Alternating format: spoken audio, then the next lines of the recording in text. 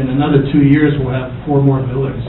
We did get some ARRA money, and so we're going to finally put up an administrative building right next to the visitor center up in front, and we'll have an energy systems integration building, research building, and our biotechnology building, which will be further in the background. Anyway, after 32 years, we're beginning to get an office somewhere on campus. We also have a facility in Boulder, Rocky Flats, where wind technology research is conducted, and to my GE colleague, we just installed a GE wind turbine, the large one, and a Siemens wind turbine. So, if you go by there, it's just happened in the last month, but it's really impressive to look at these blades. I'm an electrical engineer, so propellers don't really excite me, but these did excite me. They're quite large. Anyway, next please. What do we do at NREL? I'm briefly going to just go over one or two graphs, but we look at energy efficiency, renewable resources, and energy delivery and storage. And we cover all of the areas that Luke mentioned, and we have a strong buildings technology area. But in the area of electric vehicles, under the fuels technology, vehicle technology, we are testing some electric vehicles with Excel at our distributed energy test facility. But our budget's around $250 million, which is quite small compared to the other national labs, which are in the billions, but they're more nuclear-oriented, or more commercialization, R&D, technology-driven. Next, please. I was supposed to say something about my vision, and really, about 4 years ago, the Secretary of Energy at that time, Bodman, brought together the national labs, and there was one representative from each lab, from Berkeley, Sandy, Oak Ridge, Oregon, and so forth, to discuss the future grid up to 2030. And so we started visioning the modern grid modernization. We weren't using the word smart grid, it was more modernization. At that time, this brain trust of engineers came up with the idea we needed about $860 billion just to upgrade the grid and make it a little more modern, but probably not as smart as we would like it to be, but modernize it. The head of General Electric at Notre Dame about 3 years ago, the commencement speech said, and I'll quote him, I think he indicated, I think it's Mel? Yes. Yeah, he basically said, we're using 1950s technology today, so we're basically 50, 60 years behind the curve, and it takes about that long to get the utilities to upgrade. So we're really, my friends from Excel and others are, I think they would agree with me, it's just very slow. And so if you look to the right, you'll see all of the ins and outs, stuck a car up there, and basically, distributed generation is where I'm coming from. I'm a big proponent of distributed generation because of the renewable technologies, especially. Next, please. Smart grid, DOE defined it. I'll hazard this. I was at Midweek, and I basically heard that statement about not doing it. I think a fellow from IBM, what was this, Guido? Guido, yeah, made that statement. So nobody tried it, even the senators and congressmen. So, but this comes out of that study I did, or was part of. And smart grid, in general, enables penetration renewables, distributed generation, which I have a big emphasis in my research area. Price responsiveness of customers, dispatchability of both load and storage, and improved energy efficiency. It kind of generalizes what was said earlier, but there's a lot of missing links there. But I wanted to just bring out the highlights that are basically of interest to the renewable side. Next, please.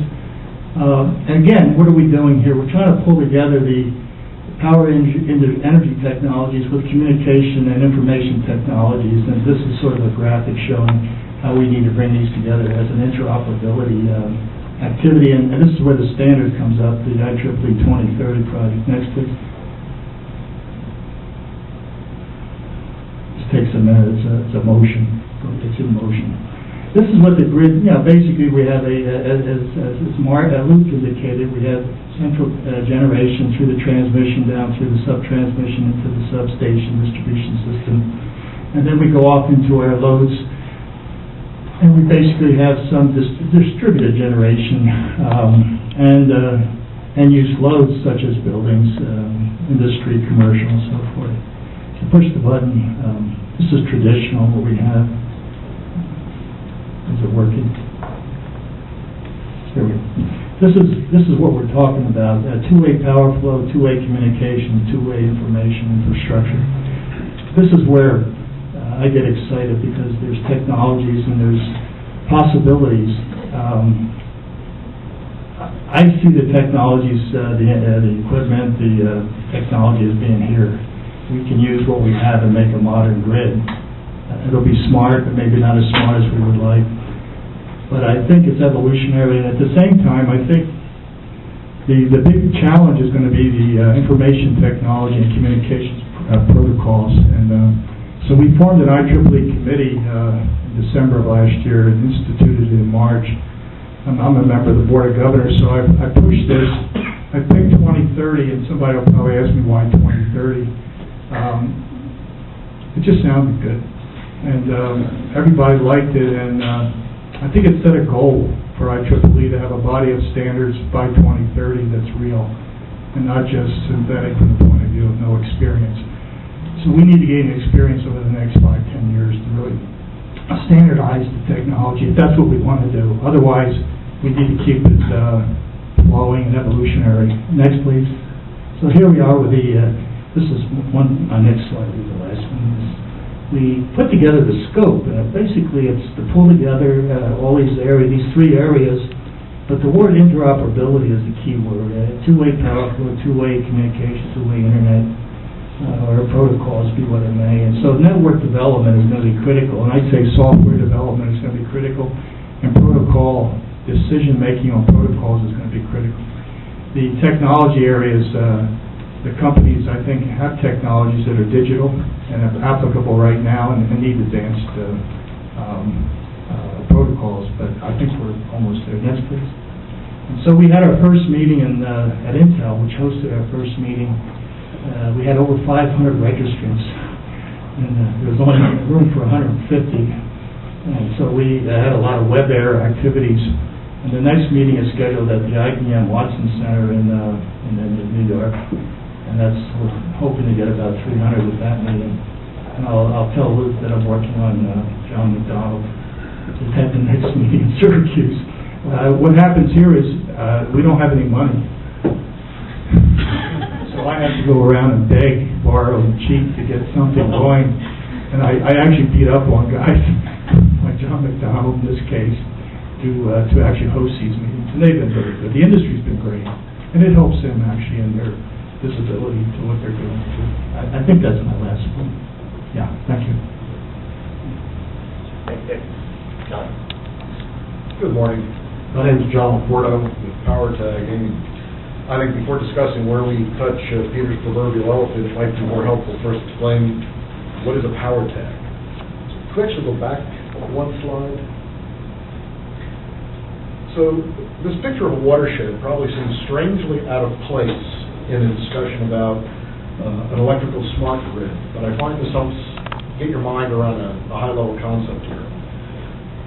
As the name of our company implies, what we have developed is a technology leveraging some very advanced digital signal processing technologies to inject an encrypted tag into the power line, into the power signal itself, effectively tagging the power. We're able to tag that power and pierce the various components of the grid that have historically been very problematic for data communications over that medium. The transformers, the shunt capacitor, the relative lack of any meaningful impedance, and do that from the point of generation down to the point of consumption, and then back up to the substation again. So if you look at this watershed, each of those three different headwaters could represent a different source of generation. A coal plant, a nuclear plant, a wind farm. Make another click.